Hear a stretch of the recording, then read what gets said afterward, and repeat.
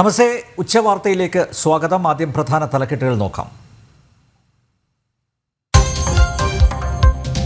പഹൽഗാം ആക്രമണം നടത്തിയ സംഘത്തിലെ 3 ഭീകരരുടെ രേഖാചിത്രങ്ങൾ പുറത്തുവിട്ട് സുരക്ഷാ സേന. തിരിച്ചറിഞ്ഞത് ആസിഫ് ഫുജി, സുലൈമാൻ ഷാ, അബൂ തൽഹ എന്നീ തീവ്രവാദികളെ. ആക്രമണത്തിന്റെ മുഖ്യ സൂത്രധാരൻ ലഷ്കർ ഡെപ്യൂട്ടി കമാൻഡർ സെയ്ഫുള്ള ഖാലിദ് എന്ന് സൂചന. കേന്ദ്ര ആഭ്യന്തരമന്ത്രി അമിത്ഷാ ആക്രമണം നടന്ന ബൈസരണിയിൽ. പ്രധാനമന്ത്രിയുടെ നേതൃത്വത്തിൽ സുരക്ഷാകാര്യ മന്ത്രിസഭായോഗം വൈകിട്ട് 6-ന്.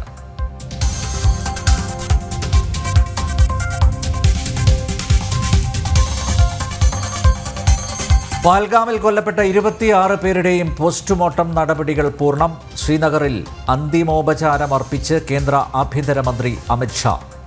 മൃതദേഹങ്ങൾ പ്രത്യേക വിമാനത്തിൽ ഡൽഹിയിലേക്ക്. പ്രധാനമന്ത്രിയുടെ നേതൃത്വത്തിൽ സുരക്ഷാകാര്യ മന്ത്രിസഭായോഗം വൈകിട്ട് 6-ന്. കൊല്ലപ്പെട്ടവരുടെ കുടുംബത്തിന് 10 ലക്ഷം രൂപ വീതം ധനസഹായം.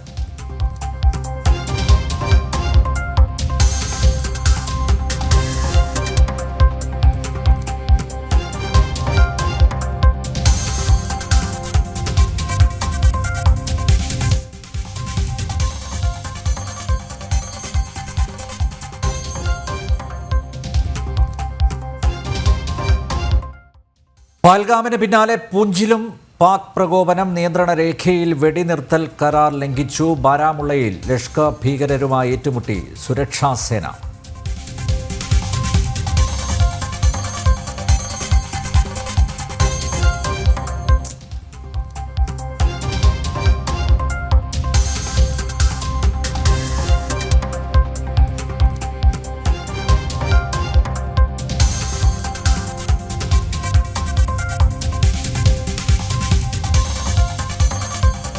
കനത്ത സുരക്ഷാ വലയത്തിൽ രാജ്യം. ഡൽഹി, മുംബൈ, ജയ്പൂർ, അമൃത്സർ നഗരങ്ങളിൽ അതീവ ജാഗ്രത. തീർത്ഥാടന വിനോദസഞ്ചാര കേന്ദ്രങ്ങളിൽ സൈനിക വിന്യാസം. സൗദിയിൽ നിന്ന് തിരികെ എത്തിയ പ്രധാനമന്ത്രിയുടെ നേതൃത്വത്തിൽ അടിയന്തര യോഗം ചേർന്നത് ഡൽഹി വിമാനത്താവളത്തിൽ. ഭീകരാക്രമണത്തെ അപലപിച്ച് ലോക നേതാക്കൾ.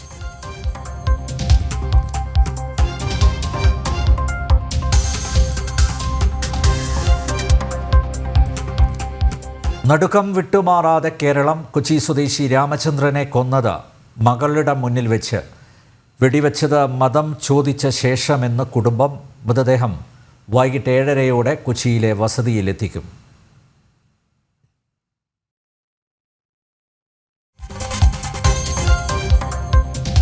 പഹൽഗാം ഭീകരാക്രമണത്തിൽ വിവാദ പരാമർശവുമായി വി.ഡി. സതീശൻ.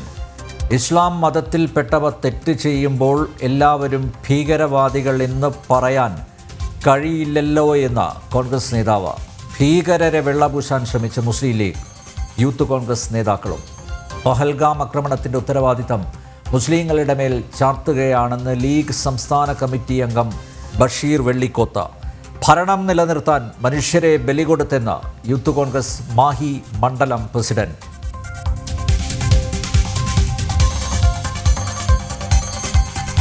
ജയതിലക് പുതിയ chief secretary.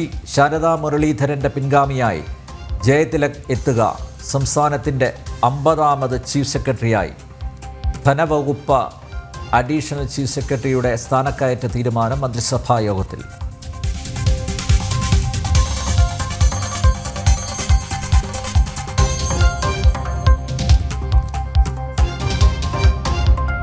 Kottayam Thiruvathukkal ഇരട്ടക്കൊലപാതക case പ്രതി അമിത് ഉറാങ് പിടിയിൽ. വലയിലായത് തൃശൂർ മാളയിൽ നിന്ന്. വീട്ടിൽ ജോലിക്ക് നിന്നിരുന്നയാളെ കുടുക്കിയത് വിരലടയാളം.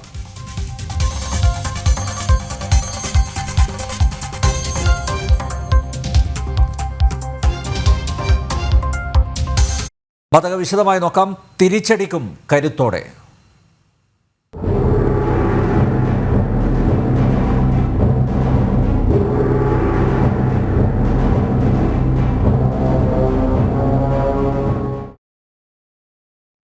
ഭീരുക്കളുടെ ആക്രമണത്തിൽ തളരാതെ തിരിച്ചടിക്കൊരുങ്ങുകയാണ് ഭാരതം. നിരപരാധികളായ വിനോദസഞ്ചാരികളെ നിറതോക്കുമായി വേട്ടയാടിയ ഭീകരരെയും ഇതിനു പിന്നിൽ പ്രവർത്തിച്ചവരെയും വെറുതെ വിടില്ലെന്ന് ആഭ്യന്തരമന്ത്രി അമിത്ഷാ വ്യക്തമാക്കി കഴിഞ്ഞു. ആക്രമണം നടത്തിയ സംഘത്തിലെ അംഗങ്ങളെന്ന് സംശയിക്കുന്ന 3 ഭീകരരുടെ രേഖാചിത്രങ്ങൾ സുരക്ഷാസേന പുറത്തുവിട്ടു. മരിച്ചവർക്ക് ജമ്മുകശ്മീർ ഭരണകൂടം അടിയന്തര ധനസഹായം പ്രഖ്യാപിച്ചു. മരിച്ചവരുടെ കുടുംബങ്ങൾക്ക് 10 ലക്ഷം രൂപ വീതം നൽകും. അതിനിടെ കേന്ദ്ര ആഭ്യന്തരമന്ത്രി അമിത്ഷാ ആക്രമണം നടന്ന ബൈസരണിലെത്തി. പ്രധാനമന്ത്രിയുടെ നേതൃത്വത്തിൽ സുരക്ഷാകാര്യ മന്ത്രിസഭാ യോഗം ഇന്ന് വൈകുന്നേരം 6 മണിക്ക് നടക്കും. ഭീകരവാദികളുടെ ചിത്രങ്ങൾ പുറത്ത് ഏറ്റവും പുതിയ വിവരങ്ങളുമായി ശ്രീനഗറിൽ നിന്ന് ഞങ്ങളുടെ പ്രതിനിധി നന്ദഗോപനും ഡൽഹിയിൽ നിന്ന് ഗൗതം അനന്തനാരായണനും ചേരുന്നു. ആദ്യം നന്ദഗോപനിലേക്ക് പോവുകയാണ്. നന്ദഗോപൻ, ശ്രീനഗർ ഇപ്പോൾ ശാന്തമാണോ? കൊല്ലപ്പെട്ടവരുടെ മൃതദേഹങ്ങളെല്ലാം ഡൽഹിയിലേക്ക് അയച്ചോ? എന്താണ് ഏറ്റവും പുതിയ വിവരങ്ങൾ?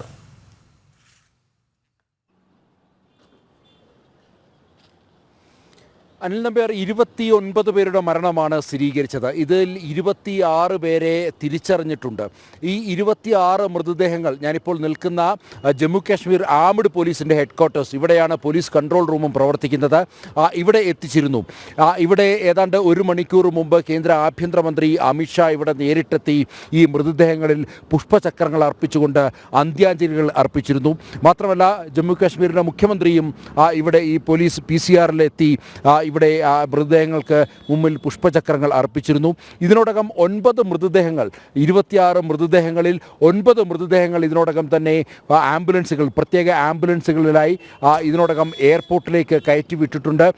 പ്രത്യേകിച്ച് അതാത് സംസ്ഥാനങ്ങളിലേക്കുള്ള വിമാനങ്ങളുടെ സർവീസ് അനുസരിച്ചാണ് ഇവിടെ നിന്നും മൃതദേഹങ്ങൾ അവിടെ എയർപോർട്ടിലേക്ക് മാറ്റുക. അവിടെ കാർഗോ ടെർമിനലിൽ ഇതിനുവേണ്ടി പ്രത്യേക ക്രമീകരണങ്ങൾ ഏർപ്പെടുത്തിയിട്ടുണ്ട്. പ്രത്യേകിച്ച് സംസ്ഥാന ഭരണകൂടത്തിനപ്പുറം കേന്ദ്ര ഭരണകൂടം കൂടി ഇതിന് മുൻകൈ എടുത്തുകൊണ്ടാണ് ഇതുമായി ബന്ധപ്പെട്ട കാര്യങ്ങൾ ക്രമീകരിക്കുന്നത്.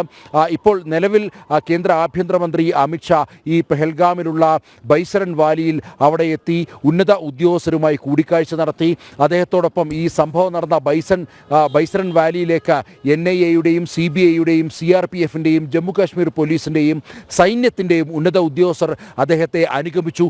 എങ്ങനെയാണ് ഈ സംഭവം ഉണ്ടായത് എന്നുള്ളത് കൃത്യമായി ഉദ്യോഗസ്ഥർ കേന്ദ്ര ആഭ്യന്തരമന്ത്രിക്ക് മുന്നിൽ വിവരിച്ചു. ഇതിൻ്റെ അടിസ്ഥാനത്തിൽ കേന്ദ്ര ആഭ്യന്തരമന്ത്രി കേന്ദ്ര പ്രതിരോധ മന്ത്രിക്ക് ഇതുമായി ബന്ധപ്പെട്ട റിപ്പോർട്ടുകൾ കൈമാറി.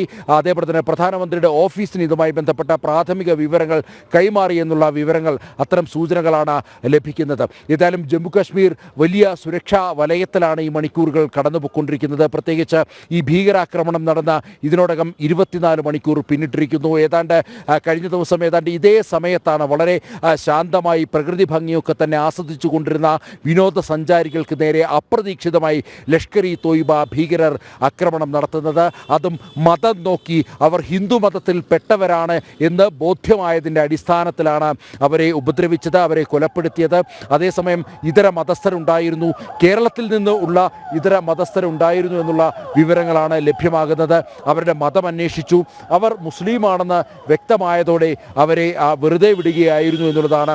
അതേസമയം ഹിന്ദു നാമധാരികളെ അവർ കൃത്യമായി തന്നെ ഇരകളാക്കി എന്നുള്ളതും നമ്മൾ ഇന്നലെ കണ്ടതാണ്. അത് ഈ കൃത്യമായി മതത്തിൻ്റെ അടിസ്ഥാനത്തിലാണ് ഇത്തരമൊരു ആക്രമണം നടത്തിയത് ഭീകരവാദികൾ എന്നുള്ളതാണ് ശ്രദ്ധേയമായത്.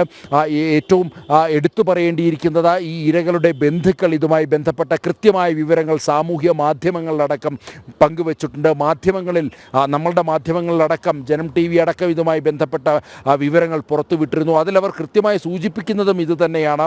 അവർ അവിടെ ഈ സഞ്ചാരം കഴിഞ്ഞ കുതിരപ്പുറത്തായിരുന്നു അവർ ഈ ബൈസരൺ വാലി കടന്ന് പോയത്.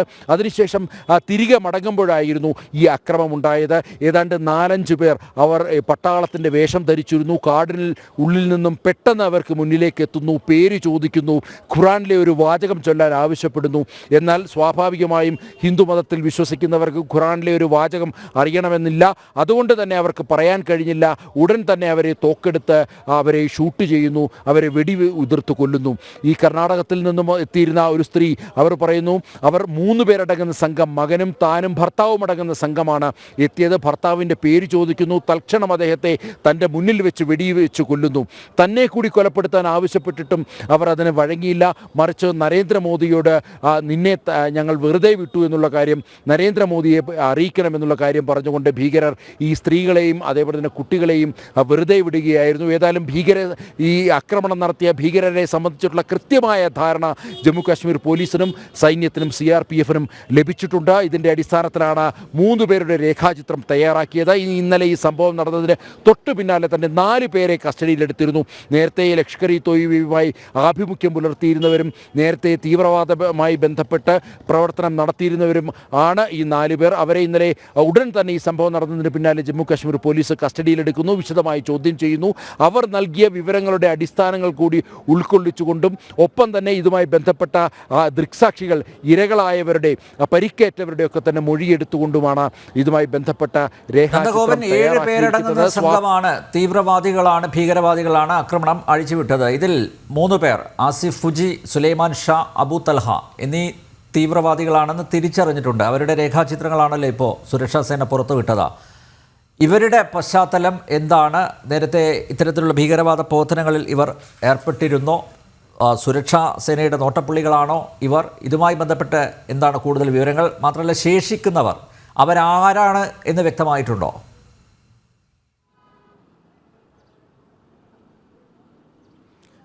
നമ്പ്യാർ സൂചിപ്പിച്ച പോലെ തന്നെ 7 പേരുടെ സംഘമാണ് ഈ അക്രമം നടത്തിയത് എന്നുള്ളതാണ് വ്യക്തമാകുന്നത്. 3 പേരുടെ രേഖാചിത്രം ഇതിനോടകം തന്നെ പുറത്തു വന്നു. ഈ 3 പേര് അക്രമത്തിൽ പങ്കെടുത്തു എന്ന് സ്ഥിരീകരിച്ചിട്ടുണ്ട്.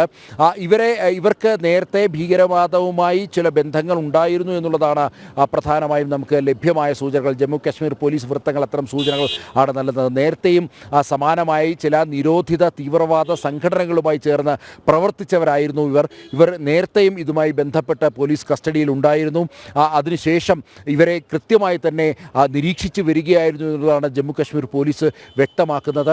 7 പേർ, അവരെ ഏതാണ്ട് 3 പേരെ പൂർണ്ണമായും ഈ 3 പേർ പങ്കെടുത്തവരെ സ്ഥിരീകരിച്ചു കഴിഞ്ഞു. ബാക്കി 4 പേർ, അത് സംബന്ധിച്ചിട്ടുള്ള കൃത്യമായ ഒരു ധാരണ ജമ്മു കാശ്മീർ പോലീസിന് ലഭിച്ചു എന്നുള്ളതാണ് മനസ്സിലാക്കാൻ കഴിയുന്നത്.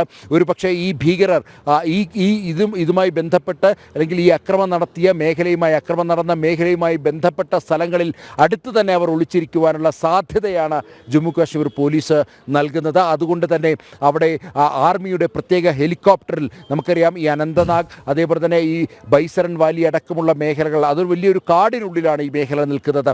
അവിടെ കൃത്യമായി തിരച്ചിൽ ഇതിനോടകം തന്നെ ആരംഭിച്ചു കഴിഞ്ഞു.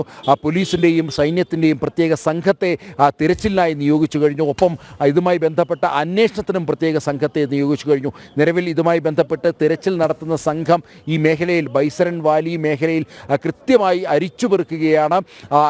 ഈ മേഖലയിൽ എവിടെയെങ്കിലും ഭീകരവാദികളുടെ സാന്നിധ്യമുണ്ടെങ്കിൽ സ്വാഭാവികമായും അത് സുരക്ഷാ സേനയ്ക്ക് തിരിച്ചറിയാൻ സാധിക്കുമെന്നുള്ള കാര്യത്തിൽ തർക്കമില്ല. ഈ ഒരു വിഷയത്തിൽ, അതായത് നമുക്കറിയാം സമാനതകളില്ലാത്ത അക്രമമായിരുന്നു ഉണ്ടായിരുന്നത്. അടുത്ത കാലത്തൊന്നും ഭാരതത്തിൻ്റെ മനസാക്ഷിക്ക് അല്ലെങ്കിൽ ഭാരതത്തിന് ഇത്രമാത്രം മുറിവേൽക്കുന്ന ഒരു അക്രമം ഉണ്ടായിട്ടില്ല. പ്രത്യേകിച്ച് നരേന്ദ്രമോദി സർക്കാർ അധികാരമേറ്റതിൽ പിന്നെ ജമ്മു കാശ്മീരിൻ്റെ മുഖം തന്നെയാകെ മാറി.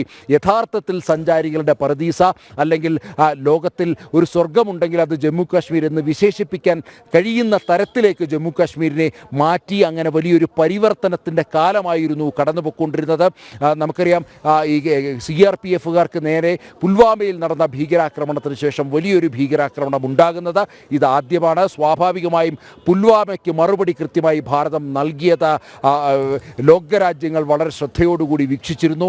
ഈ ഒരു വിഷയത്തിലും ഭാരതം കർശനമായ നടപടികൾ, കൃത്യമായ മറുപടി നൽകുമെന്നുള്ള കാര്യത്തിൽ തർക്കമില്ല. ഭാരതത്തിൻ്റെ പ്രധാനമന്ത്രിയും ആഭ്യന്തരമന്ത്രിയുടെയും വാക്കുകളിലൂടെ വായിച്ചെടുക്കാൻ കഴിയുന്നത് അതുതന്നെയാണ്. ഒരുപക്ഷെ മണിക്കൂറുകൾ മാത്രമായിരിക്കും വേണ്ടി വരിക, അല്ലെങ്കിൽ ഏതാനും ദിവസങ്ങൾ.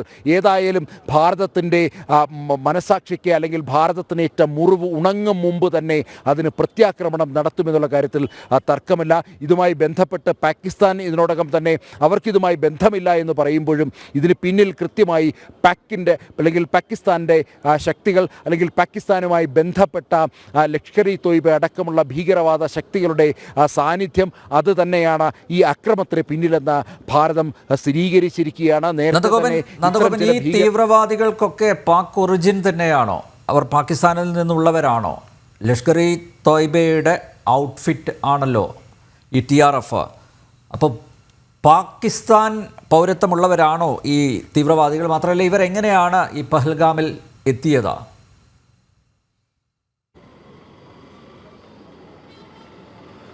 ദ റെസിസ്റ്റൻറ്റ് ഫ്രണ്ട് എന്നുള്ള സംഘടന ഭീകരവാദ സംഘടനയാണ് ഇതിൻ്റെ ഉത്തരവാദിത്തം ഏറ്റെടുക്കുന്നതെങ്കിലും അവർ ഈ ലഷ്കർ ഇ തോയ്ബയുടെ ഭാഗം തന്നെയാണ്. സ്വാഭാവികമായും ഇതിൽ ഇൻവോൾവ് ആയിരിക്കുന്ന ഭീകരവാദ ശക്തി അത് ലഷ്കർ ഇ തോയ്ബയാണ് എന്നുള്ള കാര്യം ഭാരതം സ്ഥിരീകരിച്ചിട്ടുണ്ട്. ഒപ്പം ഈ 3 ഇപ്പോൾ രേഖാചിത്രം നൽകിയിട്ടുള്ള അല്ലെങ്കിൽ രേഖാചിത്രം പുറത്തുവിട്ടിട്ടുള്ള ഭീകരർ അവർ കൃത്യമായി ഭാരതത്തിൽ അല്ലെങ്കിൽ പാകിസ്ഥാൻ സ്വദേശികളാണോ അല്ലെങ്കിൽ ഭാരതവുമായി ഏതെങ്കിലും തരത്തിൽ അല്ലെങ്കിൽ സ്വദേശികളാണോ അല്ലെങ്കിൽ പ്രാദേശികമായി ഉള്ളവരാണോ എന്ന് അടങ്ങിയ ഇത്തരം കാര്യങ്ങൾ ഇതുവരെയായിട്ടും സ്ഥിരീകരിച്ചിട്ടില്ല. നിലവിൽ 3 പേരുടെ രേഖാചിത്രമാണ് പുറത്തുവിട്ടിട്ടുള്ളത്. അവർക്കിതിൽ കൃത്യമായ പങ്കുണ്ട് എന്നുള്ളതും പോലീസ് വ്യക്തമാക്കുന്നു. ഇനി ഒരു 4 പേർ പക്ഷേ അവരുടെ രേഖാചിത്രങ്ങളും തയ്യാറാക്കുന്ന ഒരു സ്ഥിതിയിലാണ്. അല്ലെങ്കിൽ ഇതുമായി ബന്ധപ്പെട്ട വിദഗ്ധർ കൂടുതൽ പേരുടെ അല്ലെങ്കിൽ ഈ ഭീകരരെ നേരിട്ട് കണ്ടവരുമായൊക്കെ തന്നെ സംസാരിച്ചുകൊണ്ട് അവരുടെ രേഖാചിത്രം തയ്യാറാക്കുന്ന നടപടിക്രമങ്ങളിലേക്ക് കടന്നിരിക്കുകയാണ്. ഏതായാലും പോലീസിന് ഒരു കാര്യം വ്യക്തമാണ്, പ്രാദേശികമായ കൃത്യമായ ഒരു ഇടപെടൽ ഈ വിഷയത്തിൽ ഉണ്ടായിട്ടുണ്ട്.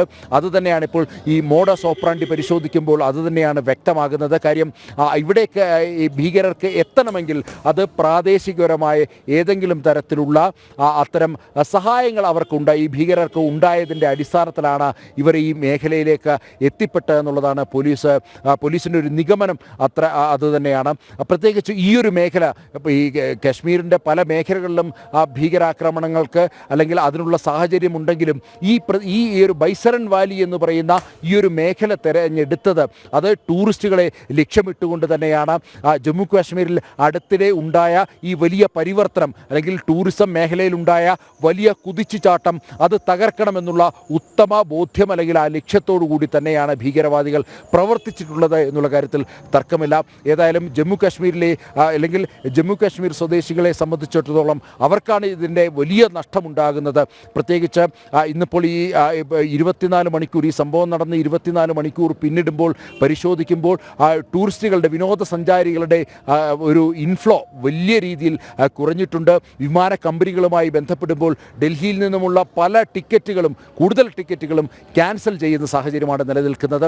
അതേസമയം തന്നെ ഇൻഡിഗോയും എയർ ഇന്ത്യയും അടങ്ങുന്ന വിമാന കമ്പനികൾ ശ്രീനഗറിലേക്ക് പ്രത്യേക സർവീസ് നടത്തുന്നുണ്ട്. ഈ മൃതദേഹങ്ങൾ കൊണ്ടുപോകുവാനും അവരുടെ ബന്ധുക്കളെ ഇവിടേക്ക് ശ്രീനഗറിലേക്ക് എത്തിക്കുവാനും തിരിച്ച് അവരെ ഡൽഹിയിലേക്ക് മടക്കി കൊണ്ടുപോകാനും ഉതകുന്ന രീതിയിലാണ് ഈ പ്രത്യേക സർവീസുകൾ വിമാന കമ്പനികൾ തയ്യാറാക്കുന്നത്. ഒറ്റ കാര്യം കൂടി അറിയേണ്ടതുണ്ട്. ഈ പഹൽഗാം ഭീകരാക്രമണത്തിന് ശേഷം നമുക്കറിയാവുന്നതുപോലെ അവധിക്കാലമാണ്. കൂടുതൽ വിനോദസഞ്ചാരികൾ ജമ്മുവിലും കാശ്മീരിലും ഒക്കെ എത്തുന്ന ഒരു സമയം കൂടിയാണിത്. ഈ ഭീകരാക്രമണത്തിന് ശേഷം അവിടെയുള്ള വിനോദസഞ്ചാരികളൊക്കെ ഒഴിഞ്ഞു പോവുകയാണോ?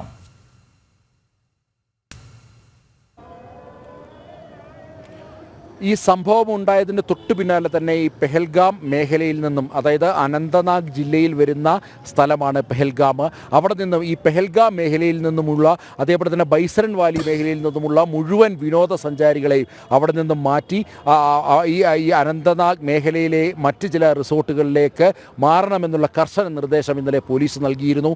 ഇതുമായി ബന്ധപ്പെട്ട ഇൻവെസ്റ്റിഗേഷൻ നടക്കേണ്ടതുണ്ട്.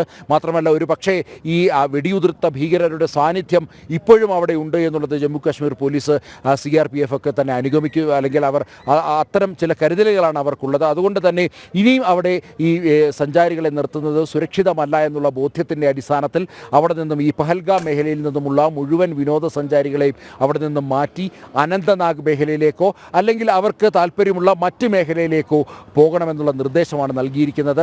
അതേസമയം ഞാൻ സൂചിപ്പിച്ചു, വിനോദസഞ്ചാരികളുടെ എണ്ണത്തിൽ വലിയ കുറവുണ്ടായിട്ടുണ്ട്. ഇന്നിപ്പോൾ ജമ്മു കാശ്മീരിൽ വ്യാപാരി വ്യവസായികളുടെയും അതേപോലെ തന്നെ ചേംബർ ഓഫ് കൊമേഴ്സിൻ്റെ ഒക്കെ തന്നെ നേതൃത്വത്തിൽ ബന്ദ് ആചരിക്കുകയാണ്. കടകമ്പോളങ്ങൾ പൂർണ്ണമായും അടഞ്ഞു കിടക്കുന്നു.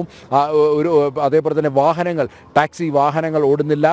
അതേപോലെ തന്നെ ജനങ്ങൾ കൃത്യമായി പ്രതിഷേധിക്കുന്ന കാഴ്ച, സാധാരണക്കാരായ കാശ്മീരി ജനത ഇന്നലെ നടന്ന സംഭവത്തെ അപലപിക്കുന്ന കാഴ്ചയാണ് കാണാൻ കഴിയുന്നത്.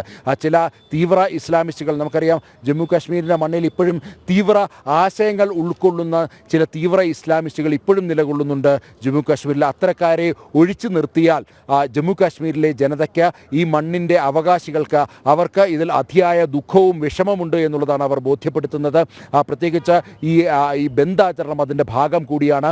അതിനപ്പുറത്തേക്ക് ഇന്നിപ്പോൾ ഇവിടെ ഈ പോലീസ് ആസ്ഥാനത്തിന് മുന്നിൽ, ഞാനിപ്പോൾ നിൽക്കുന്ന ഈ പോലീസ് ആസ്ഥാനത്തിന് മുന്നിൽ റോഡ് ഉപരോധിക്കുന്ന കാഴ്ചയുണ്ടായിരുന്നു. അതേപോലെ തന്നെ അല്പസമയം മുമ്പ് ഒരു പ്രത്യേക സംഘടനയുടെ നേതൃത്വത്തിൽ സ്ത്രീകളുടെ ഒരു പ്രത്യേക മാർച്ച് ഈ പോലീസ് ആസ്ഥാനത്തിലേക്ക് കടന്നു വരുന്ന സാഹചര്യം ഉണ്ടായിരുന്നു. അങ്ങനെ ഇവിടുത്തെ സാധാരണക്കാരെ സംബന്ധിച്ചിടത്തോളം അവർക്ക് ഏറ്റവും തിരിച്ചടി നൽകുന്ന ഒരു സംഭവമാണ് ഉണ്ടായിരിക്കുന്നത്. കഴിഞ്ഞ 2014 ശേഷം അവർ അനുഭവിക്കുന്ന സ്വാതന്ത്ര്യം, അതേപോലെ തന്നെ അവർ അനുഭവിക്കുന്ന സാമ്പത്തിക ലാഭം, ഇതിനൊക്കെ ഏറ്റ കനത്ത തിരിച്ചടി തന്നെയാണ്.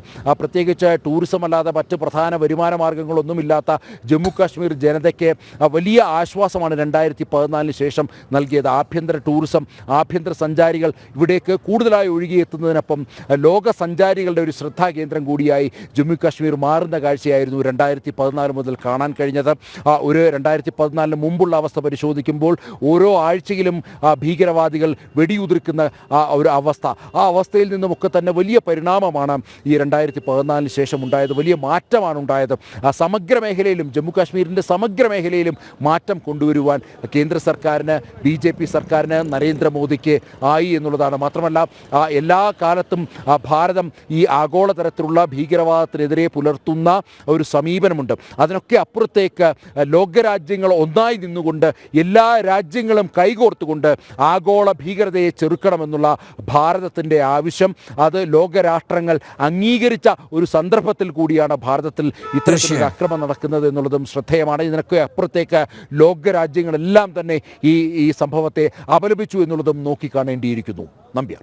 യെസ്, ഭീരുക്കളുടെ ആക്രമണത്തിൽ തളരാതെ തിരിച്ചടിക്കൊരുങ്ങുകയാണ് ഭാരതം. നിരപരാധികളായ വിനോദസഞ്ചാരികളെ നിറതൂക്കുമായി വേട്ടയാടിയ ഭീകരരെയും ഇതിനു പിന്നിൽ പ്രവർത്തിച്ചവരെയും വെറുതെ വിടില്ലെന്ന് ആഭ്യന്തരമന്ത്രി അമിത്ഷാ ആവർത്തിച്ച് വ്യക്തമാക്കി കഴിഞ്ഞു. ആക്രമണം നടത്തിയ സംഘത്തിലെ അംഗങ്ങളെന്ന് സംശയിക്കുന്ന 3 ഭീകരരുടെ രേഖാചിത്രങ്ങൾ സുരക്ഷാസേന പുറത്തുവിട്ടു. മരിച്ചവർക്ക് ജമ്മുകശ്മീർ ഭരണകൂടം അടിയന്തര ധനസഹായം പ്രഖ്യാപിച്ചു. 10 ലക്ഷം രൂപ വീതം നൽകും. കേന്ദ്ര ആഭ്യന്തരമന്ത്രി അമിത്ഷാ ആക്രമണം നടന്ന ബൈസരണിലെത്തി. പ്രധാനമന്ത്രിയുടെ നേതൃത്വത്തിൽ സുരക്ഷാകാര്യ മന്ത്രിസഭായോഗം ഇന്ന് വൈകുന്നേരം 6 മണിക്ക് നടക്കും. ഭീകരവാദികളുടെ രേഖാചിത്രങ്ങൾ പുറത്തുവിട്ടിട്ടുണ്ട്. ശ്രീനഗറിൽ നിന്ന് ഞങ്ങളുടെ പ്രതിനിധി നന്ദഗോപനാണ് ഏറ്റവും പുതിയ വിവരങ്ങൾ നൽകിയത്. മറ്റു വാർത്തകളിലേക്ക് പോകുന്നതിന് മുമ്പ് ഒരു ചെറിയ ഇടവേള. ഉണർന്നിരിച്ചത്.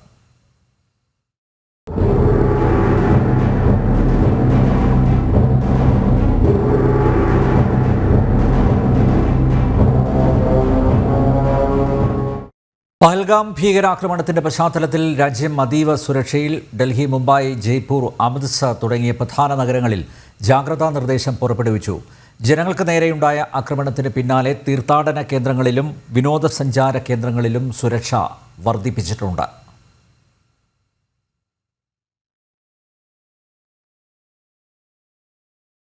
പഹൽഗാമിൽ നടന്ന ഭീകരാക്രമണത്തെ ലോക നേതാക്കൾ ശക്തമായ ഭാഷയിലാണ് അപലപിച്ചത്. US പ്രസിഡന്റ് ഡൊണാൾഡ് ട്രംപ് പ്രധാനമന്ത്രി നരേന്ദ്രമോദിയെ ഫോണിൽ വിളിച്ച് സ്ഥിതിഗതികൾ ആരാഞ്ഞു. ഭീകരാക്രമണത്തിന് ഒരു ന്യായീകരണവും ഇല്ലെന്നും ആക്രമണത്തിൻ്റെ സൂത്രധാരന്മാർക്ക് അർഹമായ ശിക്ഷ നൽകണമെന്നും റഷ്യൻ പ്രസിഡന്റ് വ്ളാഡിമിർ പുടിൻ പറഞ്ഞു. ഇസ്രയേലും UAEയും സൗദിയും ഉൾപ്പെടെ ആക്രമണത്തെ അപലപിക്കുകയും അനുശോചനം രേഖപ്പെടുത്തുകയും ചെയ്തിട്ടുണ്ട്.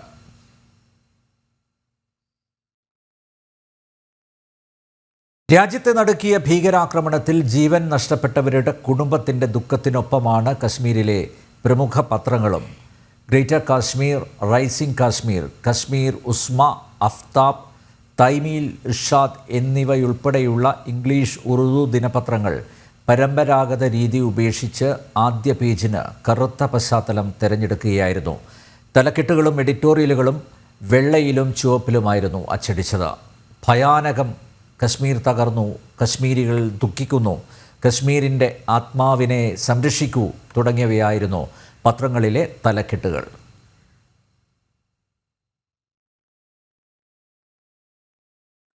പഹൽഗാമിൽ ഭീകരാക്രമണത്തിൽ കൊല്ലപ്പെട്ട എറണാകുളം ഇടപ്പള്ളി സ്വദേശി രാമചന്ദ്രൻ്റെ മൃതദേഹം രാത്രി 7:30 നെടുമ്പാശ്ശേരിയിലെത്തിക്കും. ശ്രീനഗറിൽ നിന്ന് 11:30 എയർ ഇന്ത്യയുടെ വിമാനത്തിൽ ഡൽഹിയിലേക്ക് പുറപ്പെടും. അവിടെ നിന്നും 4 20-ന് പുറപ്പെടുന്ന വിമാനത്തിലാണ് നെടുമ്പാശ്ശേരിയിലെത്തിക്കുക. വിവരങ്ങളുമായി സുധീഷ് ചേരുന്നു. സുധീഷ്, വലിയൊരു നഷ്ടമാണ് രാമചന്ദ്രൻ്റെ വിയോഗം. അദ്ദേഹം പൊതുകാര്യ പ്രസക്തിയുള്ള വിഷയങ്ങളിലൊക്കെ ഇടപെട്ട ഒരു വ്യക്തി ആയിരുന്നു. എന്താണ് അവിടെ നിന്ന് ഏറ്റവും പുതിയ വിവരങ്ങൾ നൽകാനുള്ളത്? അനിൽ നമ്പ്യാർ, രാമചന്ദ്രൻ്റെ മൃതദേഹം ഇന്ന് വൈകിട്ട് രാത്രി 7:30 നെടുമ്പാശ്ശേരിയിൽ എത്തിക്കുമെന്നാണ് ഇതുവരെ ലഭിച്ചിരിക്കുന്ന അറിയിപ്പ്. അതല്പം മുന്നോട്ട് നീങ്ങിയാലും ഇന്ന് രാത്രി തന്നെ മൃതദേഹം നെടുമ്പാശ്ശേരിയിൽ എത്തിക്കും. അവിടെ നിന്നും സ്വകാര്യ ആശുപത്രി മോർച്ചറിയിലേക്ക് മൃതദേഹം മാറ്റാനും അവിടെ സൂക്ഷിക്കാനുമാണ് തീരുമാനിച്ചിരിക്കുന്നത്. വെള്ളിയാഴ്ച രാവിലെ 7 മുതൽ 9 മണി വരെ എടപ്പള്ളി ചങ്ങമ്പുഴ പാർക്കിൽ പൊതുദർശനമുണ്ടാകും. അതിനുശേഷം മൃതദേഹം വീട്ടിലേക്ക് എത്തിക്കും. വീട്ടിൽ 11:30 വരെ മൃതദേഹം ഉണ്ടാവും. അവിടെ വെച്ചാണ് കർമ്മങ്ങളൊക്കെ നടക്കുക. അതിനുശേഷം 12 മണിക്ക് എടപ്പള്ളി പൊതുശ്മശാനത്തിൽ സംസ്കാരവും നടത്തുക എന്നതാണ് തീരുമാനിച്ചിരിക്കുന്നത്. മൂത്ത ജ്യേഷ്ഠൻ കഴിഞ്ഞ ദിവസമാണ് US പോയത്. അദ്ദേഹത്തിനും ഒരു നോക്ക് കാണാൻ ഇവിടേക്ക് എത്തണമെന്ന് ആഗ്രഹം അറിയിച്ചതോടെയാണ് സംസ്കാരം ഒരു ദിവസത്തെ കൂടി മാറ്റിവെച്ചത്. ആദ്യം നാളെ നടത്തുന്നതിനെക്കുറിച്ച് ആലോചിച്ചിരുന്നെങ്കിലും ജ്യേഷ്ഠ സഹോദരനെ എത്തുന്നതിനും മൃതദേഹം കാണുന്നതിനും എല്ലാം വേണ്ടിയാണ് വെള്ളിയാഴ്ചത്തേക്ക് ഇപ്പോൾ സംസ്കാരം തീരുമാനിച്ചിരിക്കുന്നത്. എന്തുതന്നെയായാലും ഇവിടെ ഈ നാട്ടിൽ ഓരോരുത്തർക്കും അവരുമായി വളരെ അടുത്ത് സൗഹാർദ്ദപരമായി ഇടപെടുകയും ചെയ്യുന്ന ഒരു വ്യക്തിയായിരുന്നു. 1970-കൾ മുതൽ സംഘപ്രവർത്തകനായിരുന്നു. 91-ൽ ജില്ലാ കൗൺസിലിലേക്ക് BJP സ്ഥാനാർത്ഥിയായി മത്സരിച്ചിരുന്നു. അതിനുശേഷമാണ് വിദേശത്തേക്ക് പോകുന്നത്. വിദേശത്തെ നിന്നും മടങ്ങിയെത്തിയ ശേഷം പിന്നീട് ഇവിടുത്തെ റെസിഡൻസ് അസോസിയേഷനുമായി ബന്ധപ്പെട്ടും ക്ഷേത്രകാര്യങ്ങളുമായി ബന്ധപ്പെട്ടുമെല്ലാം പൊതുകാര്യ പ്രവർത്തികളിലെല്ലാം തന്നെ സജീവമായി മുന്നോട്ട് പോവുകയായിരുന്നു. മകൾ നാട്ടിലുണ്ടായിരുന്നു. മകളുടെ 2 കൊച്ചു കുട്ടികളും അവരുടെ കൂടി ആഗ്രഹം സബലീകരിക്കാനാണ് ഈ അവധിക്കാലം അതൊരു വിനോദയാത്രയ്ക്കായി കാശ്മീരിലേക്ക് പോകാൻ തീരുമാനിച്ചു. അങ്ങനെ തിങ്കളാഴ്ച രാവിലെയാണ് ഇവിടെ നിന്ന് കുടുംബസമേതം പുറപ്പെട്ടത്. അവിടെ എത്തി കുതിരസവാരിക്കും മറ്റുമായി പുറത്തിറങ്ങിയപ്പോഴായിരുന്നു ഇത്തരമൊരു ഭീകരാക്രമണം ഉണ്ടാകുന്നത്. മകളുടെയും ചെറുമക്കളുടെയും മുമ്പിൽ വെച്ച് വെടിയുതിർത്താണ് രാമചന്ദ്രനെ കൊലപ്പെടുത്തിയത്. ഈ ഒരു വാർത്ത അത് നാട്ടിൽ വലിയ ഒരു ഞെട്ടൽ തന്നെയാണ് ഉണ്ടാക്കിയിട്ടുള്ളതും. എന്തുതന്നെയായാലും ഇപ്പോൾ ഇന്ന് വൈകിട്ടോടെ മൃതദേഹം ഇന്ന് രാത്രിയോടെ കൊച്ചിയിലെത്തും. അതിനുശേഷം വെള്ളിയാഴ്ചയാണ് സംസ്കാര ചടങ്ങുകൾ നടക്കുക. അനിൽ നമ്പ്യാർ. സുധീഷ്, രാമചന്ദ്രൻ്റെ കൂടെയുള്ളവരോട് ബന്ധപ്പെടാൻ കഴിഞ്ഞിട്ടുണ്ടോ?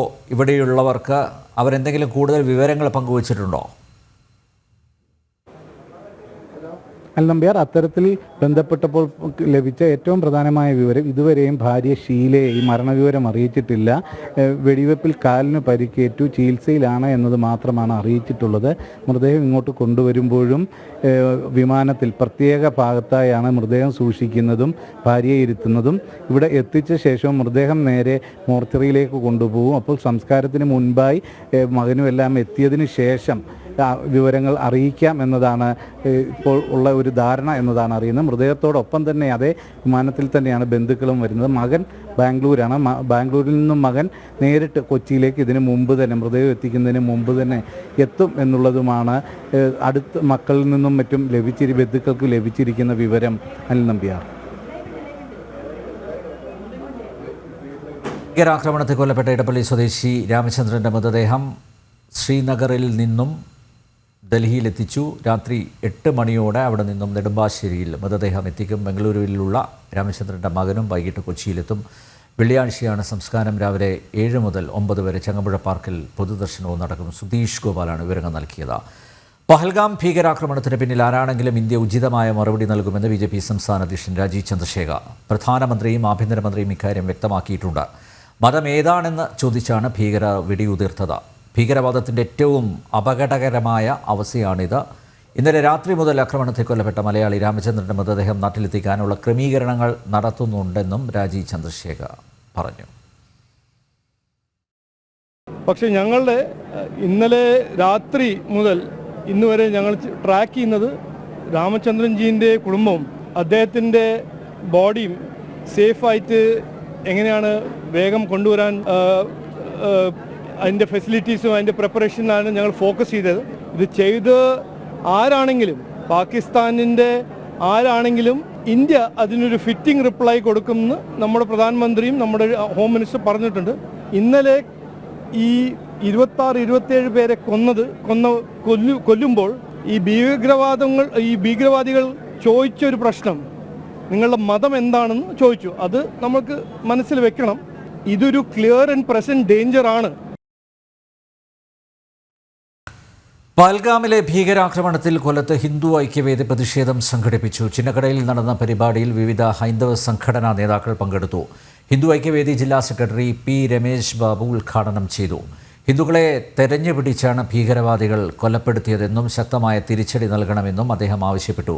ഹിന്ദു ഐക്യവേദി ജില്ലാ വൈസ് പ്രസിഡന്റ് ഹരിഹര അയ്യ, BJP ജില്ലാ സെക്രട്ടറി തെക്കടം ഹരീഷ്, യുവമോർച്ച ജില്ലാ പ്രസിഡന്റ് പ്രണവ് താമരക്കുളം, BJP ജില്ലാ സെക്രട്ടറി സുഗന്ധി തുടങ്ങിയവർ സംസാരിച്ചു. പഹൽഗാം ഭീകരാക്രമണത്തെ അപലപിച്ച് മോഹൻലാലും മമ്മൂട്ടിയും നിരപരാധികളുടെ ജീവൻ അപഹരിക്കുന്നതിനെ ഒരു കാരണത്താലും ന്യായീകരിക്കാൻ കഴിയില്ലെന്ന് മോഹൻലാൽ സമൂഹമാധ്യമത്തിൽ കുറിച്ചു. തീർത്തും ഹൃദയഭേദകമായ സംഭവങ്ങളാണ് പഹൽഗാമിൽ നടന്നതെന്ന് മമ്മൂട്ടി പ്രതികരിച്ചു. രാജ്യത്തിൻ്റെ സായുധ സേനയിൽ പൂർണ്ണ വിശ്വാസം അർപ്പിക്കുന്നുവെന്നും അദ്ദേഹം കൂട്ടിച്ചേർത്തു. രാജ്യം മുഴുവൻ പഹൽഗാം ഭീകരാക്രമണത്തിൻ്റെ ദുഃഖത്തിൽ നിൽക്കുമ്പോൾ ഭീകരരെ വെള്ളപൂശാൻ ശ്രമിച്ച മുസ്ലിം ലീഗ് നേതാവ്, മുസ്ലിം ലീഗ് സംസ്ഥാന വർക്കിംഗ് കമ്മിറ്റി അംഗം ബഷീർ വെള്ളിക്കോത്തിൻ്റെ മതസ്പർദ്ധ വളർത്തുന്ന ഫേസ്ബുക്ക് പോസ്റ്റാണ് വിവാദമായത്. ആക്രമണത്തിൻ്റെ ഉത്തരവാദിത്തം മുസ്ലിങ്ങളുടെ മേൽ ചാർത്തുകയാണെന്നും ആക്രമണത്തിന് പിന്നിൽ രാഷ്ട്രീയ താൽപ്പര്യങ്ങളാണെന്നുമായിരുന്നു ബഷീർ വെള്ളിക്കോത്തിൻ്റെ പോസ്റ്റ്. അനഘ ചേരുന്നു. അനഘ, തീർച്ചയായും മതസ്പർദ്ധ വളർത്തുന്ന ഒരു പരാമർശമാണ് ബഷീർ വെള്ളിക്കോത്തിൻ്റെ ഭാഗത്തു നിന്ന് ഉണ്ടായത്. ഇതിനെതിരെ ആരെങ്കിലും പരാതി നൽകിയിട്ടുണ്ടോ? മറ്റെന്തെങ്കിലും നടപടികൾ ഇദ്ദേഹത്തിന് നേരെ ഉണ്ടാവും? എന്താണ് വിശദാംശങ്ങൾ അനഘ? അനിൽ നമ്പ്യാർ ഇപ്പോൾ ഇട്ടിരിക്കുന്ന ഈ ഫേസ്ബുക്ക് പോസ്റ്റുമായി ബന്ധപ്പെട്ട് വലിയ രീതിയിലുള്ള വിമർശനമാണ് ലീഗ് നേതാവായിട്ടുള്ള ബഷീർ വള്ളിക്കോത്തിനെതിരെ ഉയരുന്നത്. മതത്തിന്റെ പേരിൽ നിരപരാധികളെ കൊന്നൊടുക്കിയ ഭീകരവാദത്തെ ന്യായീകരിക്കുന്ന രീതിയിലുള്ള ഫേസ്ബുക്ക് പോസ്റ്റ് തന്നെയാണ് മുസ്ലിം ലീഗ് നേതാവായ ബഷീർ വള്ളിക്കോത്ത് തന്റെ ഫേസ്ബുക്കിൽ ഇട്ടിരിക്കുന്നത്. ഇതിൽ അദ്ദേഹം പറഞ്ഞിരിക്കുന്ന പ്രധാനപ്പെട്ട കാര്യം, രാഷ്ട്രീയ താല്പര്യങ്ങളാൽ സൃഷ്ടിക്കപ്പെടുന്ന അരും കൊലയാണിത് എന്നാണ് അദ്ദേഹം ഈ പഹൽഗാം ഭീകരാക്രമണത്തെ വിശേഷിപ്പിച്ചത്. മാത്രമല്ല, ആക്രമണം മറ്റാരോ ആസൂത്രണം ചെയ്ത് മുസ്ലിങ്ങളുടെ പേരിൽ ചാർത്തുന്നു എന്ന് പറഞ്ഞുകൊണ്ട് ഈ നടന്ന ഭീകരവാദത്തെ ന്യായീകരിക്കാനുള്ള ഒരു ശ്രമം കൂടി ആ ഫേസ്ബുക്ക് പോസ്റ്റിലൂടെ അദ്ദേഹം നടത്തുന്നുണ്ട്. ഈ ഫേസ്ബുക്ക് പോസ്റ്റിനെതിരെ സമൂഹ മാധ്യമങ്ങളിൽ തന്നെ വലിയ രീതിയിലുള്ള വിമർശനം ഉയരുന്നുണ്ട്. മാത്രമല്ല, തെറ്റ് ചൂണ്ടിക്കാണിക്കാനും അത് തിരുത്താനുമുള്ള മനോഭാവമാണ് വേണ്ടതെന്നും മുസ്ലിം സമൂഹം ഒന്നടങ്കം ഇതിനെ തള്ളിപ്പറയണമെന്നും തെറ്റിനെ ന്യായീകരിച്ച് മറ്റുള്ളവരുടെ തലയിൽ ഇടാനുള്ള ശ്രമം ഉണ്ടാകരുത് എന്നതടക്കമുള്ള കൃത്യമായി തിരിച്ചു വിമർശനം ഉന്നയിക്കുന്ന രീതിയിലുള്ള ഫേസ്ബുക്ക് കമന്റുകളാണ് ഇതിനെതിരെ വന്നിരിക്കുന്നത്. പക്ഷേ ഇത്തരത്തിലൊരു ഫേസ്ബുക്ക് പോസ്റ്റ് ലീഗ് നേതാവിന്റെ ഭാഗത്തു നിന്ന് ഉണ്ടായിട്ട് പോലും അതിനെതിരെ പ്രതികരിക്കാൻ അല്ലെങ്കിൽ ലീഗിലെ തന്നെ മറ്റു നേതാക്കൾ ആരും മുന്നോട്ട് വന്നിട്ടില്ല. ഈ വിഷയവുമായി ബന്ധപ്പെട്ട് പ്രതികരണം നടത്താനും അവർ തയ്യാറായിട്ടില്ല എന്നതാണ്. എന്തായാലും ഈ വിഷയവുമായി ബന്ധപ്പെട്ട് കൃത്യമായി ഇതുമായി ഒരു നടപടിയിലേക്ക് കടക്കണമെന്ന് തന്നെയാണ് ഈ മറ്റ് സംഘടനകളൊക്കെ തന്നെ ഉന്നയിക്കുന്നത്. അനിൽ നമ്പ്യാർ, ഭീകരരെ വെള്ളപൂശാൻ ശ്രമിച്ച മുസ്ലിം ലീഗ് സംസ്ഥാന വർക്കിംഗ് കമ്മിറ്റി അംഗം ബഷീർ വെള്ളിക്കോത്തിൻ്റെ മതസ്പർദ്ധ പുലർത്തുന്ന ഫേസ്ബുക്ക് പോസ്റ്റ് ആക്രമണത്തിൻ്റെ ഉത്തരവാദിത്തം മുസ്ലിങ്ങളുടെ മേൽ ചാർത്തുകയാണെന്നും ആക്രമണത്തിന് പിന്നിൽ രാഷ്ട്രീയ താൽപ്പര്യങ്ങളാണെന്നും ബഷീർ വെള്ളിക്കോത്ത് പോസ്റ്റിൽ കുറിച്ചിരിക്കുന്നു. അനഘയാണ് കോഴിക്കോട് നിന്ന് വിവരങ്ങൾ നൽകിയത്. പഹൽഗാം ഭീകരാക്രമണവുമായി ബന്ധപ്പെട്ട് വിദ്വേഷ പ്രചരണവുമായി യൂത്ത് കോൺഗ്രസ് നേതാവ്, യൂത്ത് കോൺഗ്രസ് മാഹി പ്രസിഡന്റ് രജിലേഷാണ് സാമൂഹ്യ മാധ്യമങ്ങളിലൂടെ വിദ്വേഷ പ്രചരണം നടത്തിയത്. ശക്തമായ പ്രതിഷേധങ്ങൾക്ക് പിന്നാലെ ഇയാൾ മാപ്പ് പറഞ്ഞു. ദൈവപ്രീതിക്കായി മൃഗങ്ങളെ ബലി കൊടുക്കുന്നത് നമുക്കറിയാം. ഭരണം നിലനിർത്താൻ മനുഷ്യരെ ബലി കൊടുക്കുന്ന സംഭവം ആദ്യമായിട്ടാണ് കാണുന്നത്. പഹൽഗാവ് തീവ്രവാദി ആക്രമണത്തിന് പിന്നാലെ youth Congress Mahe president Rajilesh KP സാമൂഹ്യ മാധ്യമത്തിലിട്ട കുറിപ്പാണിത്. ഒരു നാടൊന്നാകെ ഭീകരാക്രമണത്തിൽ വിറങ്ങലിച്ചും ജനങ്ങൾ കൊല്ലപ്പെട്ടതിൽ മനംനൊന്തും ഇരിക്കുമ്പോഴാണ് യൂത്ത് കോൺഗ്രസ് നേതാവിന്റെ വിദ്വേഷ പ്രചാരണം. ഇയാളിട്ട ഫേസ്ബുക്ക് പോസ്റ്റിന് താഴെ നിരവധി പേരാണ് വിയോജിപ്പ് പ്രകടിപ്പിച്ച് രംഗത്തെത്തിയത്. എന്നാൽ ഇയാൾ ഇത് തിരുത്താൻ തയ്യാറായിരുന്നില്ല. തുടർന്ന് രജിലേഷിന്റെ ഫേസ്ബുക്ക് പോസ്റ്റിനെതിരെ BJP ഉൾപ്പെടെ പ്രതിഷേധവുമായി രംഗത്ത് വരികയും നിയമ നടപടി സ്വീകരിക്കുമെന്ന് വ്യക്തമാക്കുകയും ചെയ്തു. മണിക്കൂറുകൾക്ക് ശേഷം പ്രശ്നം വഷളാകുന്നത് കണ്ട യൂത്ത് കോൺഗ്രസ് നേതാവ് രജിലേഷ് ഫേസ്ബുക്ക് പോസ്റ്റ് പിൻവലിച്ച് മാപ്പ് പറഞ്ഞു. ജനം, കണ്ണൂർ. പഹൽഗാം ഭീകരാക്രമണത്തിൽ വിവാദ പരാമർശവുമായി പ്രതിപക്ഷ നേതാവ് VD സതീശൻ ഭീകരാക്രമണം ആരുടെയെങ്കിലും തലയിൽ കെട്ടിവെക്കരുത്. ഗുജറാത്ത് കലാപം നടന്നപ്പോൾ ഹിന്ദുക്കളെ ഭീകരവാദികൾ എന്ന് പറഞ്ഞിട്ടില്ല. ഇസ്ലാം മതത്തിൽപ്പെട്ടവർ തെറ്റ് ചെയ്യുമ്പോൾ എല്ലാവരും ഭീകരർ എന്ന് പറയാൻ കഴിയില്ലല്ലോ എന്നും സതീശൻ കൂട്ടിച്ചേർത്തു. ലഷ്കർ ഇ തോയ്ബയുടെ കീഴിലെ TRF എന്ന ഭീകര സംഘടന ആക്രമണത്തിൻ്റെ ഉത്തരവാദിത്തം ഏറ്റെടുത്തതിന് പിന്നാലെയാണ് BD സതീശൻ്റെ വിവാദ പ്രസ്താവന. ഏതെങ്കിലും ഒരു മതവിഭാഗത്തിൽപ്പെട്ട ഒരാൾ അക്രമം നടത്തിയാൽ ആ മതവിഭാഗം മുഴുവൻ തീവ്രവാദികളാണ് എന്ന് പ്രചരിപ്പിക്കുന്നത് ഒരു കാലത്ത് ശരിയല്ല. ഞങ്ങളതിന് ഒരു കാലത്തും അതിനൊരു യോജിപ്പില്ല. അതിപ്പോ ഗുജറാത്ത് കലാപം നടന്നു. ഗുജറാത്ത് കലാപം നടന്നപ്പോൾ ഹൈന്ദവരെല്ലാവരും ഭീകര സംഘടനയാണ്. ഹിന്ദു എന്ന് പറയുന്നത് ഭീകര സംഘടനയാണ്. അങ്ങനെ പറയാൻ പറ്റുമോ? അതുപോലെ ഇസ്ലാമിൽപ്പെട്ട ആളുകൾ അങ്ങനെ ഒരു തെറ്റ് ചെയ്താൽ ഇസ്ലാമിൽ ഉള്ള മുഴുവൻ ആളുകളും ഭീകര പ്രവർത്തകരാണ്. അതൊക്കെ ഞാൻ എപ്പോഴും പറയല്ലോ, പച്ചവെള്ളത്തിന് തീപിടിപ്പിക്കുന്ന വർഗീയതയാണ് കേരളത്തിലും രാജ്യത്ത് എല്ലായിടത്തും ഉള്ളത്. അപ്പൊ അത് ഓരോ അവസരം കിട്ടുമ്പോൾ ഓരോരുത്തരും ചാടി വീഴാണ്. ഏത് വിഷയം നമ്മുടെ മുമ്പിൽ വന്നാലും അതിനെ വർഗീയമാക്കി മാറ്റാണ് രാജ്യത്തിന് നേരിടുന്ന ഒരു വെല്ലുവിളിയായിട്ടാണ് ഞാനിതിനെ കാണുന്നത്. പിന്നെ ആരാണ് ചെയ്തതെന്നല്ല കേന്ദ്ര ഗവൺമെന്റ് അന്വേഷണം നടത്തി പറയാതെ നമ്മൾ ഊഹിച്ചു പറയൽ അർത്ഥമില്ല. അഖിൽ പാലോട്ടുമഠം ചേരുന്നു. അഖിൽ, മതതീവ്രവാദികൾക്കും ഭീകരവാദികൾക്കും കുടപിടിക്കുന്ന പ്രസ്താവനയല്ലേ സതീശൻ്റെ ഭാഗത്തുനിന്ന് ഉണ്ടായിരിക്കുന്നത്? അദ്ദേഹം പറഞ്ഞതുപോലെ പച്ചവെള്ളത്തിന് തീപിടിക്കുന്ന വർഗീയ പരാമർശം അത് പ്രതിപക്ഷ നേതാവിൻ്റെ ഭാഗത്ത് നിന്ന് തന്നെ ഉണ്ടായത് വലിയൊരു അപരാധമായിട്ടല്ലേ കാണുന്നത്?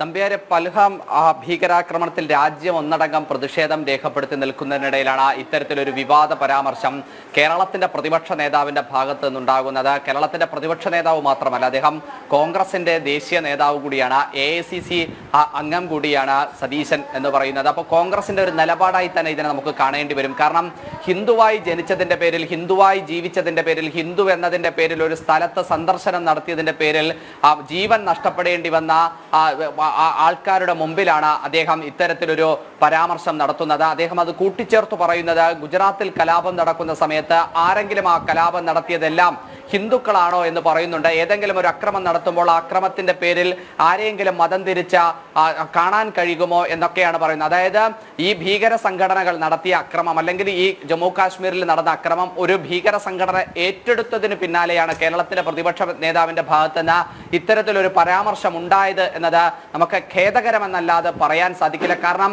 പച്ചവെള്ളത്തിന് തീപിടിക്കുന്ന വർഗീയതയാണ് നാട്ടിൽ നടക്കുന്നതെന്ന് പറയുമ്പോൾ പച്ചവെള്ളത്തിനേക്കാൾ തീപിടിപ്പിക്കുന്ന വാക്കുകളാണ് സതീശന്റെ ഭാഗത്തുനിന്ന് ഉണ്ടായതെന്ന് നമുക്ക് നിസ്സംശയം പറയാൻ സാധിക്കും. കാരണം പൽഗാമിൽ നടന്ന അക്രമത്തിൽ രാജ്യത്തുള്ള മുഴുവൻ ആൾക്കാരും ജാതിമത ഭേദമന്യേ രാഷ്ട്രീയത്തിനും അപ്പുറത്ത് നിന്ന് അത് നടക്കാൻ പാടില്ലാത്തതാണ് എന്ന് പറയുമ്പോൾ ഹിന്ദുക്കൾക്ക് നേരെ നടന്ന ഒരു കൂട്ടക്കൊലയാണ്, അല്ലെങ്കിൽ ഹിന്ദുക്കൾക്ക് നേരെ നടന്ന ബോധപൂർവമായി നടന്ന അക്രമമാണ് എന്ന് ആവർത്തിച്ചെല്ലാവരും പറയുന്നതിനിടയിലാണ് ഇസ്ലാമിക ഭീകരവാദം തന്നെയാണ് ഈ ജമ്മു കാശ്മീരിൽ ഉണ്ടായത്. അത്തരത്തിലുള്ള ഒരു കാര്യം പച്ച വെളിച്ചം പോലെ നമ്മൾ മുമ്പിൽ നിൽക്കുമ്പോഴാണ് സതീശന്റെ ഭാഗത്ത് ഇത്തരത്തിലൊരു നിലപാടുണ്ടാകുന്നത്.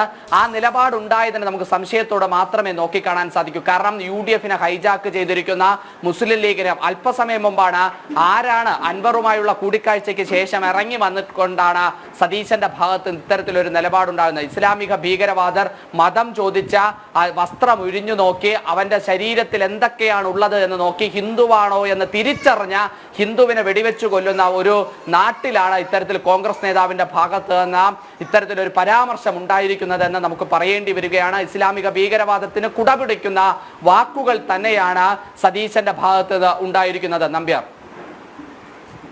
പഹൽഗാം ഭീകരാക്രമണത്തിൽ വിവാദ പരാമർശവുമായി പ്രതിപക്ഷ നേതാവ് VD സതീശൻ ഭീകരാക്രമണം ആരുടെയെങ്കിലും തലയിൽ കെട്ടിവെക്കരുത്. ഗുജറാത്ത് കലാപം നടന്നപ്പോൾ ഹിന്ദുക്കളെ ഭീകരവാദികൾ എന്ന് പറഞ്ഞിട്ടില്ല.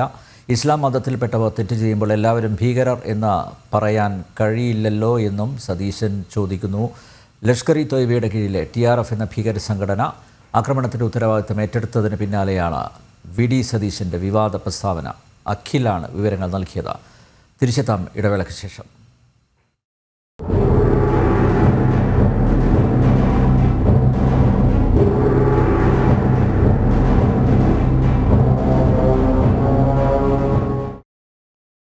ഫ്രാൻസിസ് മാർപ്പാപ്പയുടെ ഭൗതികദേഹം പൊതുദർശനത്തിനായി സെയിൻറ്റ് പീറ്റേഴ്സ് ബസിലിക്കയിൽ എത്തിച്ചു. പോപ്പിൻ്റെ വസതിയായ സെയിൻറ്റ് മർത്താസ് ഹൗസിൽ നിന്ന് വിലാപയാത്രയായിട്ടാണ് ഭൗതികദേഹം എത്തിച്ചത്. ശനിയാഴ്ചയാണ് സംസ്കാരം. ഐസൺ ചേരുന്നു. ഐസൺ, വിശദാംശങ്ങൾ. തീർച്ചയായും Anil Nambiar Saint Martha's house, അതായത് പോപ്പിന്റെ ഔദ്യോഗിക വസതി, മാർപ്പാപ്പയുടെ ഔദ്യോഗിക വസതിയിൽ നിന്നും മൃതദേഹം അല്പസമയം മുമ്പാണ്, ഏതാണ്ട് 1 മണിക്കൂർ മുമ്പാണ് വിലാപയാത്രയായി പുറപ്പെട്ടത്. ഇപ്പോൾ അല്പസമയം മുമ്പ് സെന്റ് പീറ്റേഴ്സ് ബസിലിക്കയിൽ, പ്രശസ്തമായ സെന്റ് പീറ്റേഴ്സ് ബസിലിക്കയിൽ എത്തിയിരിക്കുന്നു എന്നാണ് അറിയാൻ സാധിക്കുന്നത്. പൊതുദർശനത്തിനാണ് ഇപ്പോൾ അവിടെ എത്തിച്ചിരിക്കുന്നത്. ശനിയാഴ്ച അന്തിമ സംസ്കാര ചടങ്ങുകൾ നടക്കുന്ന അവസരം വരെ ഒരു ദിവസത്തോളം പൊതുദർശനം ഉണ്ടാവുകയും തുടർന്ന് സംസ്കാര കർമ്മങ്ങൾ നടക്കുകയും ചെയ്യുമെന്നാണ് ഇപ്പോൾ അറിയാൻ സാധിക്കുന്നത്. നിലവിലെ സാഹചര്യത്തിൽ നമുക്ക് ലഭ്യമാകുന്ന ഏറ്റവും പുതിയ വിവരമനുസരിച്ച് പോപ്പിന്റെ മൃതദേഹ സംസ്കാര കർമ്മത്തിന്റെ ഭാഗമാകുന്ന കർദിനാൾമാർക്കും അതുപോലെ തന്നെ സാധാരണക്കാർക്കും ഒരേ സമയം തന്നെയാണ് അന്തിമോപചാരം അർപ്പിക്കുന്നതിനുള്ള അവസരം ഒരുക്കുന്നത് എന്നാണ്. അത്തരത്തിലൊരു മാറ്റം, അത്തരത്തിലൊരു വ്യത്യസ്തത പുലർത്തണം തന്റെ അന്തിമ ചടങ്ങുകളിൽ എന്ന് വളരെ കൃത്യമായി തന്നെ ഫ്രാൻസിസ് മാർപ്പാപ്പ അറിയിക്കുകയും ചെയ്തിരുന്നു. ഇതിന്റെ ഭാഗമായാണ് ഇത്തരത്തിലൊരു നീക്കങ്ങൾ ഉണ്ടാകുന്നത്. മറ്റും വ്യത്യസ്തതകൾ ഏറെയുണ്ട്. നിലത്ത് വെക്കുന്ന മൃതദേഹ പേടകമായിരിക്കണം എന്ന രീതിയിലൊക്കെയുള്ള ഒരുപാട് നിർദ്ദേശങ്ങൾ അദ്ദേഹം നൽകുകയും ചെയ്തിരുന്നു. 2022 ഇത്തരം നിർദ്ദേശങ്ങൾ ഉൾപ്പെടുന്ന തന്റെ സംസ്കാര ചടങ്ങുകളുമായി ബന്ധപ്പെട്ടുള്ള കാര്യങ്ങൾ ഉൾപ്പെടുന്ന ഒരു വിൽപത്രത്തിന് സമാനമായ ഒരു രേഖ അദ്ദേഹം എഴുതി വെക്കുകയും ചെയ്തിരുന്നത്. അതിലെല്ലാം ഈ കാര്യങ്ങളെല്ലാം തന്നെ വിശദമായി പ്രതിപാദിക്കുകയും ചെയ്യുന്നുണ്ട്. അതുപോലെ തന്നെ കൃത്യമായും ഈ മൃതദേഹ സംസ്കാര കർമ്മങ്ങൾ നടത്തുക എന്നതാണ് ഇപ്പോൾ നടക്കാൻ പോകുന്നത് എന്നാണ് അറിയാൻ സാധിക്കുന്നത്. ഈ വരുന്ന ശനിയാഴ്ച തന്നെ മൃതദേഹ സംസ്കാര ചടങ്ങ് നടക്കും. അതിന് മുന്നോടിയായുള്ള പൊതുദർശനമായിരിക്കും ഇപ്പോൾ ആരംഭിച്ചിരിക്കുന്നത് എന്നാണ് മനസ്സിലാക്കാൻ സാധിക്കുന്നത്. കാലം ചെയ്ത ഫ്രാൻസിസ് മാർപ്പാപ്പയുടെ ഭൗതികദേഹം പൊതുദർശനത്തിനായി സെയിന്റ് പീറ്റേഴ്സ് ബസിലിക്കയിൽ എത്തിച്ചു. പോപ്പിന്റെ വസതിയായ സെയിന്റ് മർത്താസ് ഹൗസിൽ നിന്ന് വിലാപയാത്രയായിട്ടാണ് ഭൗതികദേഹം എത്തിച്ചത്. ശനിയാഴ്ചയാണ് സംസ്കാരം. ഐസാണ് വിവരങ്ങൾ നൽകിയത്. തീവ്രവാദി നേതാക്കളുടെ ചിത്രങ്ങൾ ഉയർത്തിപ്പിടിച്ച് സമരങ്ങൾ ചെയ്തിട്ടും ജമാഅത്തെ ഇസ്ലാമിയുമായുള്ള ബന്ധം അവസാനിപ്പിക്കാതെ മുസ്ലിം ലീഗ്. വഖഫ് നിയമ ഭേദഗതിയുടെ പേരിലുള്ള പ്രതിഷേധത്തിൽ ജമാഅത്തെ ഇസ്ലാമിയുമായി വേദി പങ്കിടാൻ ഒരുങ്ങുകയാണ് മുസ്ലിം ലീഗ്. ഇന്ന് എറണാകുളത്ത് നടക്കുന്ന പ്രതിഷേധ പരിപാടിയിൽ മുസ്ലിം ഉന്നതാധികാര സമിതി അംഗവും പാർലമെൻറ്റ് അംഗവുമായ ഇ ടി മുഹമ്മദ് ബഷീർ അതിഥിയായി പങ്കെടുക്കും. ജമാഅത്തെ ഇസ്ലാമിയിലേക്കുള്ള മുസ്ലിം ലീഗിന്റെ പാലമായി എപ്പോഴും പ്രവർത്തിക്കുന്ന നേതാവാണ് E T Muhammad Basheer M P. നേരത്തെ ജമാഅത്തെ ഇസ്ലാമിയുടെ സക്കാത്ത് ക്യാമ്പയിനിന് ആശംസകൾ നേർന്ന് E T Muhammad Basheer M P രംഗത്തെത്തിയിരുന്നു. ലീഗിന്റെ ജമാഅത്തെ ഇസ്ലാമി ബന്ധം സമസ്ത എപ്പോഴും എതിർക്കുകയും ചെയ്തിട്ടുണ്ട്. എന്നാൽ ബന്ധം ഉപേക്ഷിക്കാൻ ലീഗ് തയ്യാറല്ല എന്നതിന്റെ തെളിവുകളാണ് ഓരോ ദിവസവും പുറത്തുവരുന്നത്. വഖഫ് നിയമ ഭേദഗതിക്കെതിരെ ജമാഅത്തെ ഇസ്ലാമി ഇന്ന് എറണാകുളത്ത് നടത്തുന്ന പരിപാടിയിൽ ലീഗ് നേതാവും എം പിയുമായ ഇ ടി മുഹമ്മദ് ബഷീറാണ് അതിഥി. ജമാഅത്തെ ഇസ്ലാമിയുടെ തീവ്രവാദ ആശയങ്ങൾ മുസ്ലിം സംഘടനകൾ പോലും വിമർശിക്കുന്ന ഘട്ടത്തിലാണിത്. വഖഫ് നിയമ ഭേദഗതിക്കെതിരെ കഴിഞ്ഞ ദിവസം കരിപ്പൂർ എയർപോർട്ടിലേക്ക് ജമാഅത്തെ ഇസ്ലാമിയുടെ യുവജന വിഭാഗമായ സോളിഡാരിറ്റി നടത്തിയ മാർച്ചിൽ നിരോധിത തീവ്രവാദ സംഘടനയായ മുസ്ലിം ബ്രദർഹുഡ് സ്ഥാപകന്റെയും ഹമാസ് തലവന്റെയും ചിത്രങ്ങൾ ഉയർത്തിക്കാട്ടിയിരുന്നു. മുസ്ലിം ബ്രദർഹുഡ് സ്ഥാപകൻ ഇമാം ഹസനുൽ ബന്ന, നേതാവായ സയ്യിദ് കുത്തുബ്, ഹമാസ് നേതാക്കളായ അഹമ്മദ് യാസിൻ, യാഹിയ സിൽവാർ എന്നിവരുടെ ചിത്രങ്ങളാണ് ഉയർത്തിക്കാട്ടിയത്. ഈ രീതിയിലുള്ള പ്രതിഷേധം പൊതുജനങ്ങൾക്കിടയിൽ വലിയ വിമർശനങ്ങൾക്ക് വഴിവെച്ചപ്പോൾ അത്തരമൊരു പ്രതിഷേധത്തെപ്പറ്റി അറിയില്ലെന്നായിരുന്നു പി കെ കുഞ്ഞാലിക്കുട്ടിയുടെ പ്രതികരണം. വഖഫ് സമരവും മുസ്ലിം ബ്രദർഹുഡും തമ്മിൽ എന്തു ബന്ധമെന്ന് മുസ്ലിം പണ്ഡിതരിൽ നിന്ന് പോലും ചോദ്യങ്ങളും ഉയർന്നു. എന്നാൽ ഇതൊന്നും കണ്ടില്ലെന്ന് നടിക്കുകയാണ് ലീഗ്.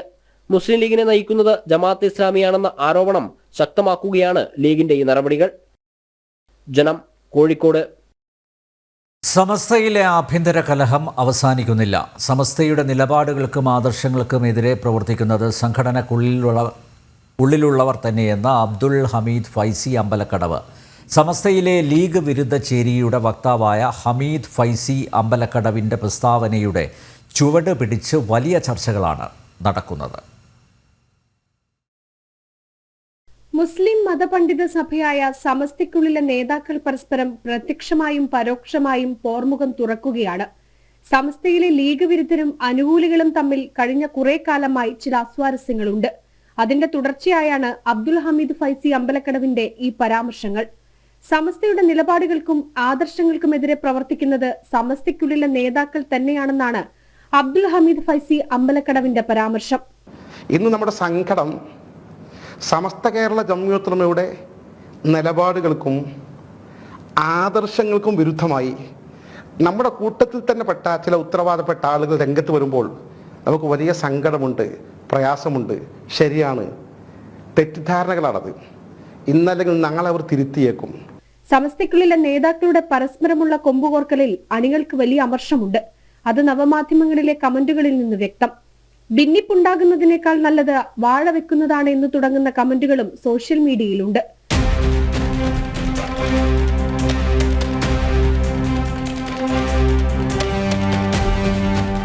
നേരത്തെ ക്രിസ്മസ് ആഘോഷങ്ങളിൽ പാണക്കാട് സാദിഖ് അലി ശിഹാബ് തങ്ങൾ പങ്കെടുത്തതിന് വിമർശനമുന്നയിച്ച അബ്ദുൽ ഹമീദ് ഫൈസി അമ്പലക്കടവ് രംഗത്ത് വന്നിരുന്നു.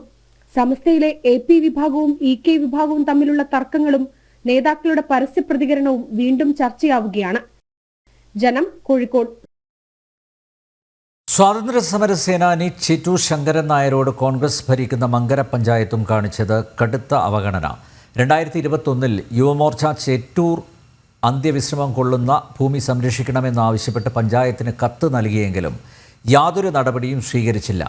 ഇന്നും പ്രദേശം കാട് മൂടിക്കിടക്കുകയാണ്.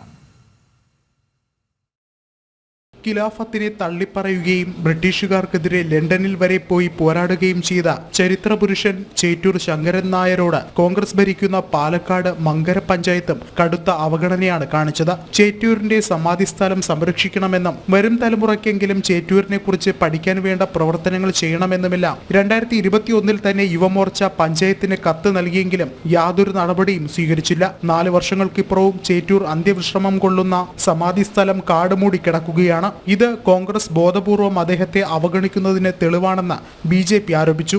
2021 മങ്കര പഞ്ചായത്തിലേക്ക് കോൺഗ്രസ് ഭരിക്കുന്ന പഞ്ചായത്തിലേക്ക് കോങ്ങാട് മണ്ഡലം യുവമോർച്ച കമ്മിറ്റി ഒരു അപേക്ഷ കൊടുത്തിരുന്നു. ചേറ്റൂർ ശങ്കരനായ അന്ത്യവർഗ ഭൂമി സംരക്ഷിക്കണം, കാട് വെട്ടിത്തെളിക്കണം, ആ ഭൂമിയിൽ തൊഴിലുറപ്പ് ഉൾപ്പെടുത്തി വർഷം തോറും ആ ഭാഗങ്ങളൊന്ന് ക്ലീൻ ചെയ്തെടുത്ത് സംരക്ഷിക്കണമെന്നാവശ്യപ്പെട്ട് കോങ്ങാട് യുവമോർച്ച മണ്ഡലം കമ്മിറ്റി ആവശ്യപ്പെട്ടിരുന്നു. പഞ്ചായത്തിൽ നിന്ന് ഒരു മറുപടിയും ഇന്നേ വരെ അധ്യക്ഷന് സ്ഥാനത്ത് ഈ യുവമോർച്ചയ്ക്ക് കിട്ടിയില്ല. അങ്ങനത്തെ ഒരു പഞ്ചായത്തിലെ അധ്യക്ഷനാണ് നുണപ്രചരണം പറഞ്ഞുകൊണ്ട് BJP തിരിഞ്ഞു നോക്കിയില്ല. തികച്ചും അസംബന്ധമാണ്, നുണപ്രചരണമാണ് കോൺഗ്രസ് നടത്തിക്കൊണ്ടിരിക്കുന്നത്. 1985-86 കാലഘട്ടം മുതൽ തന്നെ BJP ചേറ്റൂരിന്റെ മങ്കരയിലെ സമാധിയിൽ പുഷ്പാർച്ചന നടത്താറുണ്ടെന്നും എന്നാൽ കാലങ്ങളായി ഭരിച്ച കോൺഗ്രസ് ആ സമാധി സ്ഥലം സംരക്ഷിക്കാനോ അവിടേക്കായി നല്ലൊരു വഴി നിർമ്മിക്കാനോ പോലും ചെറുവിരൽ അനക്കിയിട്ടില്ലെന്നും BJP ആരോപിച്ചു. ചേറ്റൂർ ഉൾപ്പെടെ പാലക്കാട് നിന്നുമുള്ള എല്ലാ സ്വാതന്ത്ര്യ സമര സേനാനികൾക്കും സ്മാരകം വേണം എന്നതാണ് തങ്ങളുടെ നിലപാടെന്നും BJP വ്യക്തമാക്കി. ജനം, പാലക്കാട്. പ്രഖ്യാപനം പ്രതീക്ഷിച്ച് സമരം തുടരുന്ന ആശമാരെ അവഗണിച്ച് സംസ്ഥാന സർക്കാർ ദിവസവേതന കരാർ ജീവനക്കാരുടെ വേതനം വർദ്ധിപ്പിച്ചും പുതിയ മാനദണ്ഡങ്ങൾ ഏർപ്പെടുത്തിക്കൊണ്ടുമുള്ള സർക്കാർ ഉത്തരവിലും ആശമാർ പുറത്ത്. അവഗണന തുടരുന്നതോടെ 4ാം ഘട്ട സമരം 73ാം നാളിൽ ശക്തമാക്കുകയാണ് ആശാവർക്കർമാർ. ആശാപ്രവർത്തകരുടെ സമരം തീർക്കാൻ മന്ത്രിതലത്തിൽ 3 തവണ നടത്തിയ ചർച്ചയിൽ സമവായമായിട്ടില്ല.